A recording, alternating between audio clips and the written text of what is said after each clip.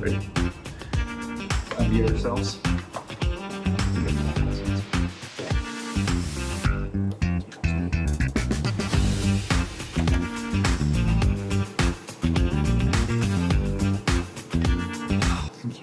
Hey everybody, welcome back to the Shut the Front Door podcast, brought to you by Harvey Goodman Realtor. This is the Real Talk About Real Estate podcast, and again with my co-host Scott Connors. How's it going, Johnny? Doing good. So we are broadcasting live. We are on Facebook. We are on TikTok now. I'm trying to think, Instagram, pretty much anywhere you follow social media.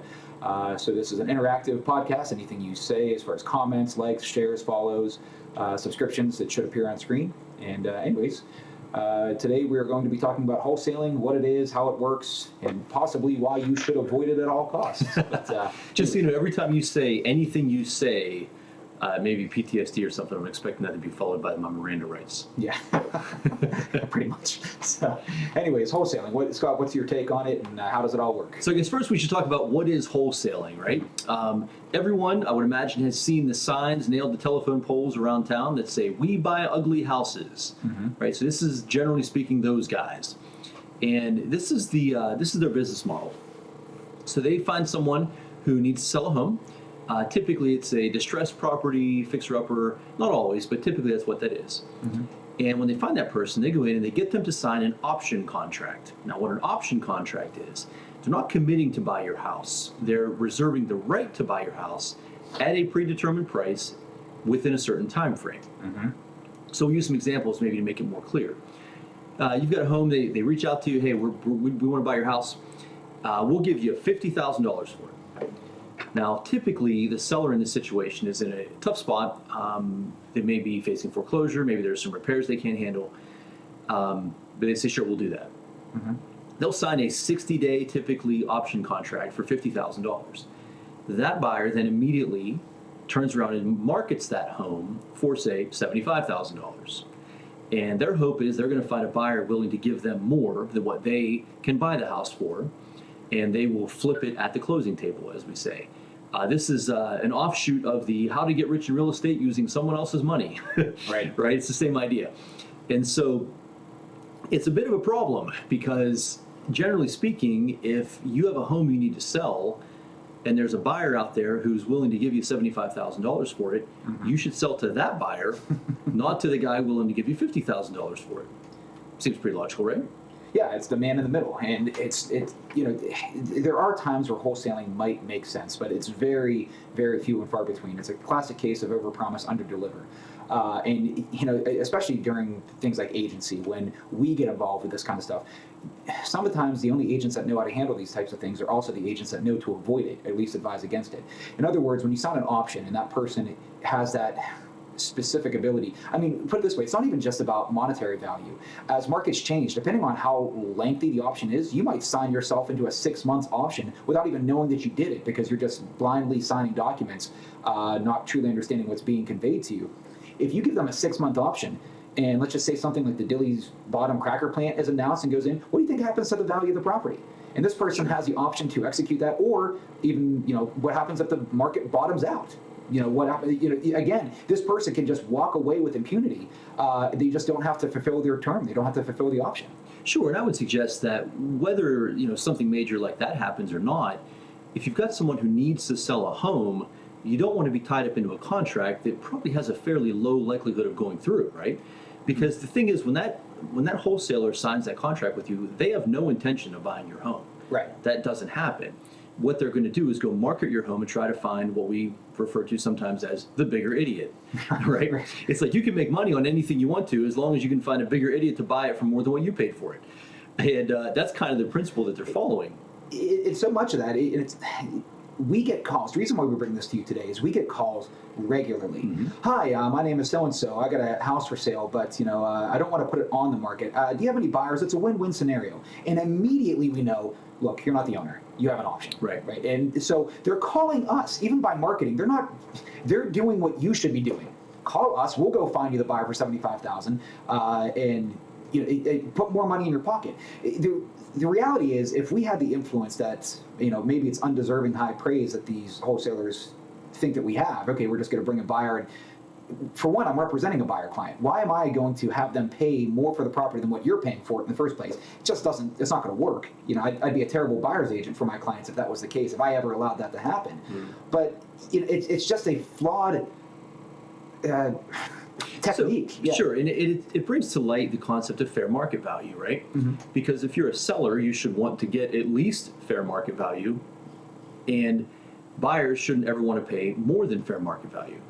Well, when you put a man in the middle, someone, maybe both parties, the seller is going to sell for less than fair market value, the buyer is going to pay more than fair market value, because there has to be a spread.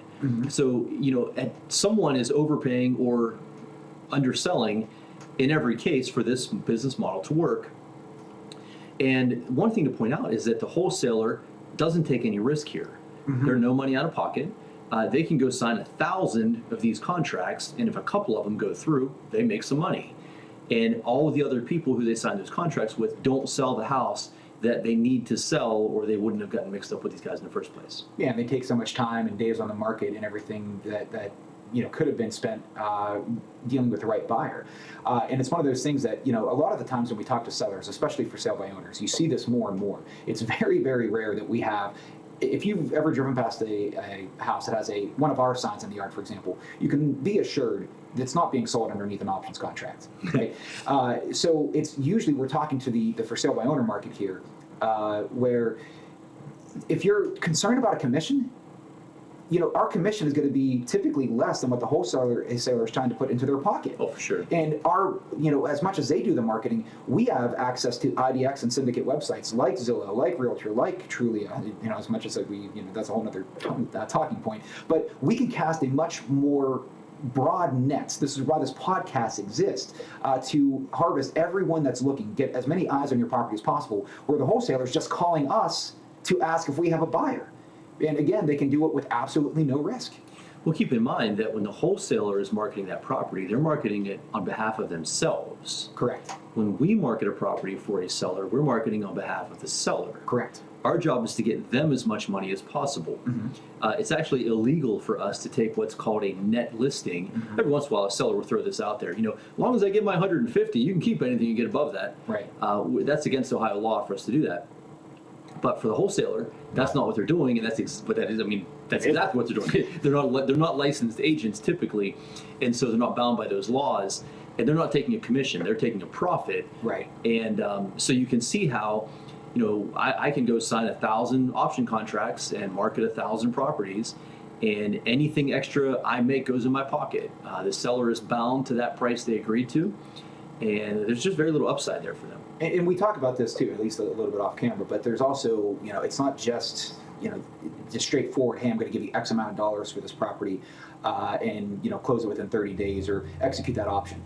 There's other things that they will typically use, such as creative financing or seller financing, where again, placing this person in the middle, if you would agree to something, let's just say down payment of $5,000 with $500 a month over the next 4 years, for example, as a term, that person can just go and find someone who's going to give them $750 a month, and they're going to buy the property for them. They sit back, reap all the rewards from the equity that comes from that after the sale concludes. But you can see how this works. Why on earth would you give that option to someone when you can do that yourself? Or if you don't want to do it yourself, call us and we'll do it for you for cheaper. Correct.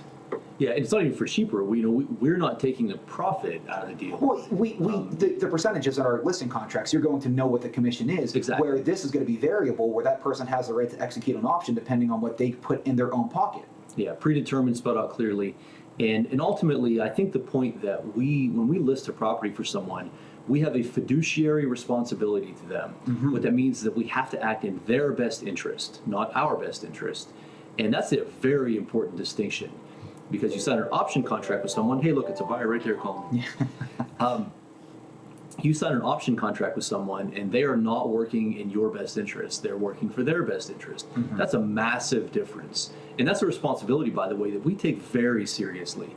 We function on behalf of our clients. We do get paid for that, but we always focus on whatever the client needs is what we're going to do. Yeah, and even a paid service, we don't get paid unless you get paid. It's the whole point. It's pro bono up until the point. And so you're going to have a very, very straightforward knowledge of how this is going to transpire from day one, where the option, again, may never come to fruition and typically doesn't, mainly because of, again, why on earth would me as a buyer, if a wholesaler calls me today and says, hey, do you want to bring me a buyer client? Yes, I'd love to. Let me put a sign in the yard because I have other sellers who task me with the same thing. And think about that for a minute. Why on earth would you sign an options contract with a wholesaler, then they call me to bring a buyer? Why would I go behind my current sellers to take a buyer off the market when their house is available? Yeah. It just doesn't make any sense. It doesn't make Hence why this hardly ever works. I don't want to beat up wholesalers too much, but I want to drive home the point that they're inserting themselves into the middle of the transaction here, and it maybe in other markets, but the Ohio Valley, it just does not. I've never seen it work very often. Well, and again, they only need a small percentage to Right. work, and all the other people they sign contracts with are harmed by that. Another offshoot of this, by the way, in addition to the We Buy Ugly Houses people, they just do a mass mailing. If you've ever gotten a letter in the mail that says, hey, we want to buy your house and here's what we'll offer you, that's most likely who you're talking to there. It's a wholesaler. They have no intention of buying your house. They want to know if you'll sell it for that number. They're going to go find someone else to pay more than that for it, and they're going to keep the difference. And when you sign one of these contracts, too, you're actually not.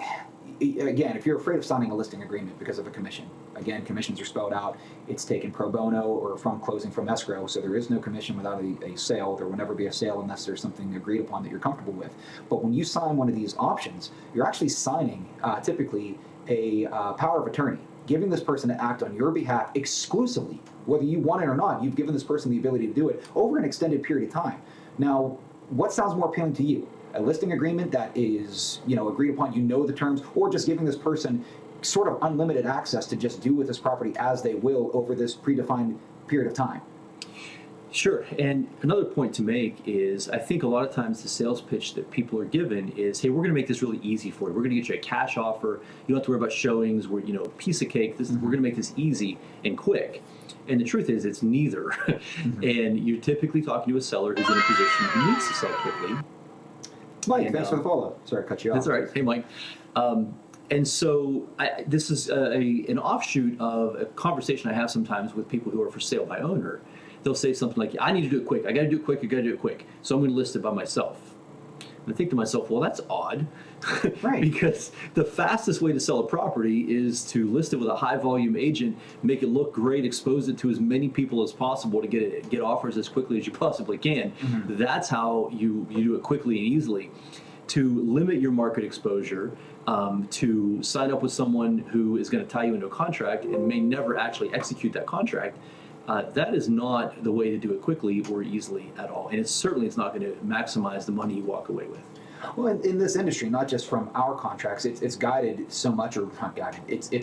There are documents that are required depending on what state that you're selling in. Yep. So again, you don't necessarily need us per se if you know how to do this on your own. But do you have your lead-based paint disclosure? Do you have your residential property disclosure? Do you have everything that's going to be required to facilitate this transaction? If not, consultation's always free. So if you're willing to talk to a wholesaler about kind of this overpromise, underdeliver model, give us 10 minutes just to walk you through it. And again, we're not going to try to persuade you to, I don't want to say one way or the other. We're going to give you all the information you need to make an educated decision. Oftentimes, having that education might lead to us putting a sign in the yard versus going down this route, but you get to control the outcome. There is no real sales pitch here. Our job is in consultation, not sales. That's exactly right. So I think it's time we acknowledge the orangutan in the room. Oh, you agree. You get Magilla Gorilla? We never gave him a name. Introduce our new mascot right over my left shoulder here. So we're still growing the studio, but this is, we never gave him a name yet, but that's the Connors Group t-shirt. We're going to be coming out with some other podcast memorabilia, merchandise, mugs, t-shirts. Someday when we end up in the Smithsonian over this, there'll be memorabilia available. But we're trying to grow the studio as much as possible, certainly on Spotify. And in celebration of our launch on Spotify and our current growth, we actually have a couple more giveaways that we're doing. Right now, the big one is going to be for December 2nd. If you haven't seen it, go to my Facebook page in particular. It's shared across Facebook, but it's a giant 4-foot arcade station in the likeness of a Nintendo Game Boy, built by yours truly. It's amazing. It's very sweet. But we're going to be giving that away. All you have to do is go and subscribe to our YouTube channel and also fill in the quick Google form field. But yeah, we're certainly growing the office, and we're getting some mascots. Jimmy, Jimmy's back. Of course, Jimmy's here. Jimmy, our #1 follower. Jimmy subscribed, and Jimmy, for the record, I don't. We're gonna have to talk about your Marvel's name, by the way. Jimmy, yeah, you want to win it. Jimmy came up. So, and by the way, when you subscribe to this contest, you get to name your marble. Jimmy, you came up with a very, very creative name. So we'll have to talk about it. You know, a little preview too. We have been working hard on the studio, constantly tweaking our settings and our setup, getting very close to something we're very happy with. Sorry, Jimmy's making us laugh. And so we're hoping soon, once we finish up a few more final touches, we'll do a podcast where we just do a tour of the studio. That's the idea, because I think you all might think it's pretty cool what we have here. Pinball machines and jukeboxes and surround sound, and occasionally we actually sell some real estate around here too. Yeah, we try to. We just have a good time while we're doing it. Yeah, really. It's making the office a fun place to be. But, for sure. Anyways, what did you say? I can't remember the marble name. Can we get a prelude to the winner by announcing that name? Well, actually, it's funny you mentioned that because I'm working off screen right here. I'm going to be doing a temp stream later, maybe over the weekend, how we're going to do this. It's going to be a randomized marble race, but we'll hold one, and you'll certainly hear my best announcer voice. Scott, if you want to partake in that, you can as well. I'm in. But yeah, I'm looking forward to it. Right now, I think there's 20 people, somewhere in that vicinity. So, nice. But we got until December 2nd, so yeah, cool. Feel free to go register. Jimmy, thanks again for for always being most loyal subscriber as of right now. He seems to always be on the comments. But follow us on Spotify if you're watching elsewhere. Anything else you want to impose? Just one more quick announcement. Next Wednesday, we're going to be at the Highlands Spooktacular. All right. Johnny will be pulling out all his circus tricks, including balloon animals, probably some juggling, unicycle, probably. Well, if you want to come, the Game Boy is going to be up there. If you want to come test it for yourself. There you go. So the 4-foot-tall Game Boy that'll be given away will be on site. I got to tell you, it is something to see. This dude over here to my left on screen, I guess on my left on screen too. Maybe it's my right. I don't know. We'll get turned around. Anyway, extremely talented, creative man, and you got to see the work he puts out there. So very generous of him to give this away. And someone is going to be very happy once they have a 4-foot-tall Game Boy to hang on their kid's wall. Yeah, very. Who was that? Oh, Jimmy. Thanks for the like. All right. Well.